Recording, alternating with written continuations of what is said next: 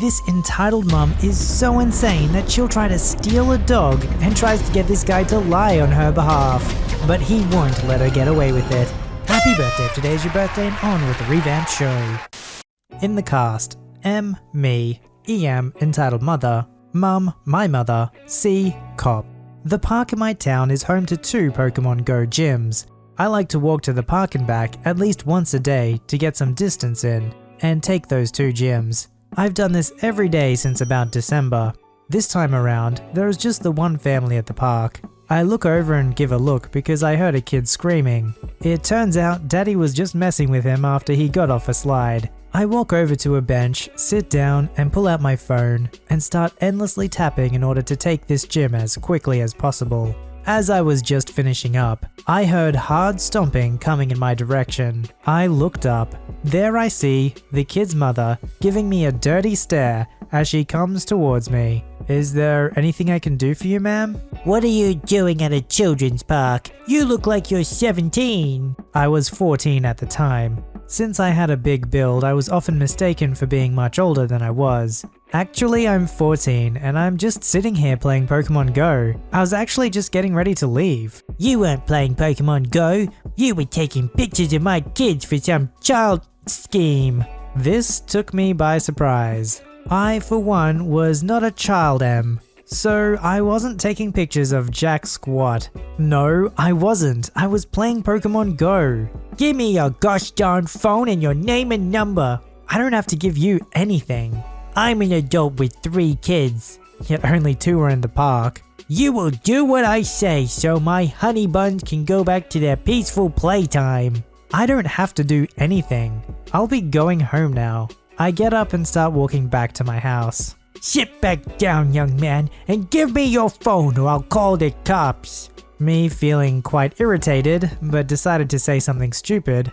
Okay, boomer. EM raged and ran back to her kids. I thought that was the end of her. It wasn't. I turned the corner to a separate street and hear loud honking. I turn thinking it's a friend or something, and see EM sitting in the driver's seat. Stop your freaking butt right now and give me your phone and name so I can call the police. No, please quit following me. Fine, I will follow you home then.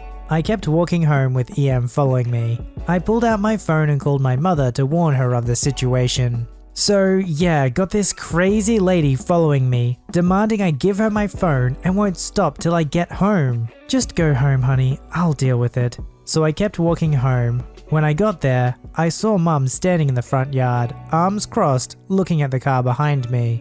EM getting out of her car. Ma'am, is this your son? Yes, it is, and you have no right to be following him home like that. Why the frick would you follow my son home like that, you bee? More bad stuff was said, but my mother was angry. Your son took pictures of my kids in a child M scheme. I took no pictures. He also yelled bad things at me. You deserve it, B. You followed my son home illegally and are now threatening him. I was dumbfounded. My mum normally doesn't go off on people like this. EM just stared. My children have the right to not be in any pictures and not have to be in a park with a teenager playing a video game. And my son has the right to not get followed by some dip crap for no reason at all. And I have the right to call the police when my children's privacy is threatened. Sure enough, 30 seconds later, a cop car comes up out of our street and parks by our driveway. The police officer gets out. We knew him. He is the husband of a substitute teacher that teaches often at my school. I'm here responding to a report of harassment. That kid was taking pictures of my kids for a child M scheme. I wasn't taking any pictures. And he hurled foul language at me in front of my children. Officer, this lady followed my son home after hurling foul language at him for playing a video game at a park. Ma'am, why do you think he is taking pictures of your children? Because he sat on a bench facing my kids at the park by the ship. The ship she was talking about was a ship play structure inside the park. He didn't have to sit there. He could have stayed standing. Ma'am, there's no law mandating a teenager can't sit in a public bench to play a game. You still need to check his phone and give it to me so I can make sure my sweet children aren't on there. And I should have the phone too. Why should you have his phone? Ma'am, I can't do that without a warrant. Anyways, from the information here, it seems like you're lying to a police officer. Please come with me. The cop led her to his car and they drove away. A few days later we got a call asking if we wanted to press charges for harassment. I was busy with school and didn't want to go to court, so I declined. EM apparently was fined for the ordeal, and we haven't heard from her since. Of course a parent should be protective of their children, but you can't just go around making wild accusations at everyone just because they're in the park with their phone. That doesn't make any sense. What, because somehow he was sitting down rather than standing, that makes a difference? Obviously the police officer is going to see through your lies. I hope that fine was a big one.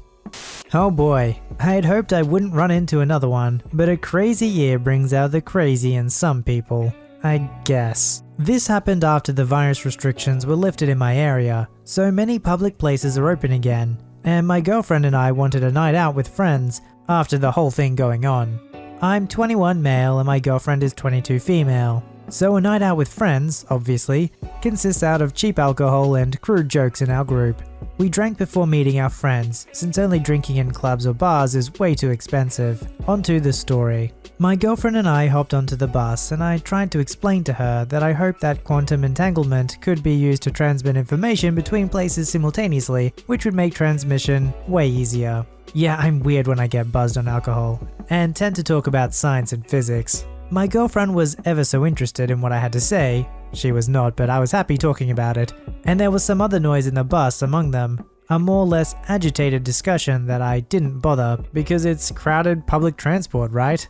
Get your lazy butt off my seat. My kid needs it. Keep your stinky foot to yourself. I heard and turned my head because that got me interested really quick. Cue the Karen and her spawn, about 13 years old, loudly harassing a maybe 30-ish dude with crutches and a foot brace that he had on the foot he extended somewhat into the walk space. Comfort, I guess? Now, I don't like things like this, even it isn't my problem, so I thought of something while Karen and her spawn continued to loudly berate this guy who was more than uncomfortable.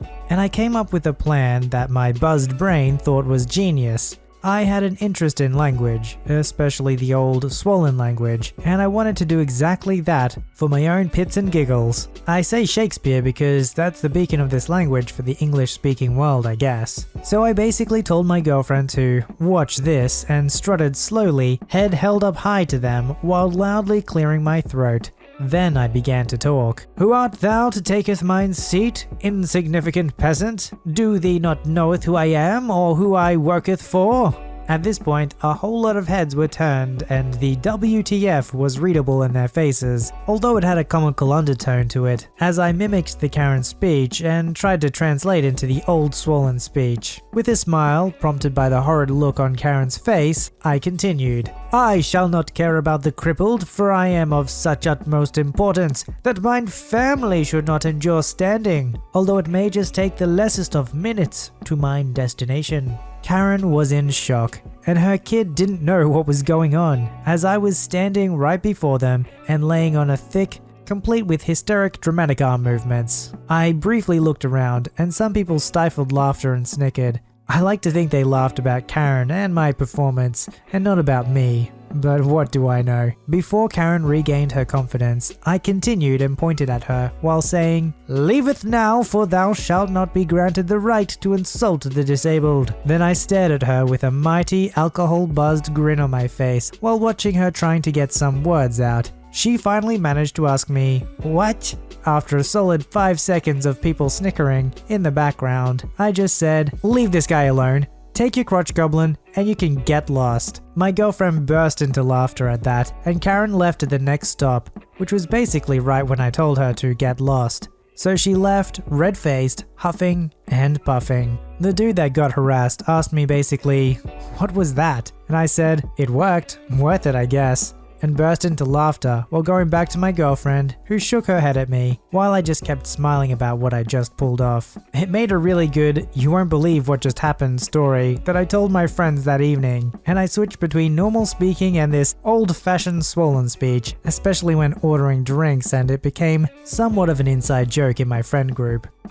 This just happened a few minutes ago. I'm still trying to process it. So I took out my Shih Tzu Aussie on a walk around our neighborhood. On the way home, we walked by a house with a front yard and one of those chain link fences. I saw 2 dogs come running at us, One of them was a husky, I'm pretty sure, and the other was a small white one that looked like a Maltese, I think. Sorry, I'm not great with dog breeds. Anyway, the two doggies came barking like crazy when they saw Ozzy, and they capitulated themselves at the gate to the fence. Well, seems like their owners didn't lock the gate very well, because it flung right open and scared the crap out of me. The dogs were free. They suddenly got calm and came right up to Ozzy to say hello. For some reason, I pulled my little pooch away and kept walking, away from the dogs. It was hot. Ozzy needed water, so we needed to get home quick. Hopefully by the time we get to the end of the block, the dog's owners would notice and run out and bring them back in, right? I turned around.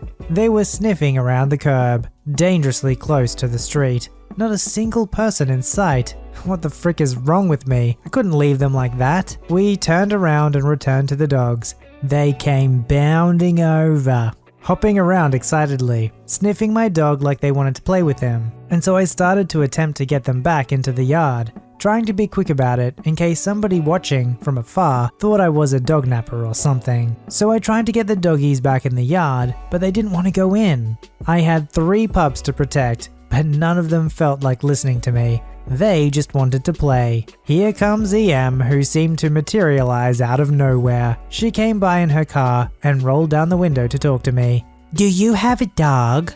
Yes, this really was the first thing she said to me. "Yeah, this one's mine," pointing to Ozzy. EM smiled at me and drove off. I thought she was just gonna take off, but she didn't. She parked her car a little bit down the street, got out, and then came over to me and the dogs. Without a word, she took hold of the husky. "Oh, thank you," thinking she was trying to help. "It's okay. Did they get loose?" "Yeah." I told her what happened, all while trying to get the Maltese back inside. EM listened quietly, holding the husky and petting him. Finally, I got the Maltese inside. 1 down, 1 to go. I turned back to EM. "I can take him now." EM says nothing. I reach for the husky. She pulls away from me. "Say he ran away." "What?" "Just say he ran away." "What do you mean?" "I'll just take him with me, okay?" "What?" "My kids want one like this, but they're too expensive." "You're going to steal him?" EM says nothing. "I can't let you do that." I reach for him again. "No." She pulls him away again. "Please." "Please let go." "Just say he ran away. How hard can it be?" I'm usually pretty mild-mannered and I tend to avoid conflict, but when a dog is involved, how can I do nothing? "Ma'am, you can't take him away." "Don't call me ma'am." "Sorry, please just give him to me." "You don't understand. My kid needs one." "Well, you have to put him back." "Aren't you a heartless fitch?" "Can you please let go?" "You're heartless. You're not a mother. You don't understand." Me, kinda scared. "Lady, I'll call the cops on you." EM stares at me for a few seconds, then lets go. Then she just went back to her car and took off for good. I didn't get a chance to look at the plate. With Ozzy's help, I managed to herd the husky back in. I also decided to go to the door and tell a guy who lives there that this woman tried to steal his dog. He was totally thankful and seemed to really appreciate that I told him. Then Ozzy and I went back home. What the heck? I've never seen this happen with a dog before. No doggo is safe, it seems. I think everything is or will be okay now. Keep your furry friends safe, everyone. OP seems pretty surprised by this, but I think it happens a lot more than you'd know, especially if it's the kind of breed that somebody wants to steal. They'll snoop around your yard, and if they get the chance, they'll take them, so they're not kidding. Be really careful with your dog and keep a good eye on them. Not only could you think, how could anyone do that, like steal someone else's dog, but this lady had the nerve to do it right in front of somebody and be like, "Lie for me so that I can get away with it." Like, you're so insane. Expecting them to sympathize with you because you can't afford one? More like, you probably don't want to give up other expenses in your life so that you can sacrifice to buy a dog for your kid. Let me guess, that's actually what it is, right?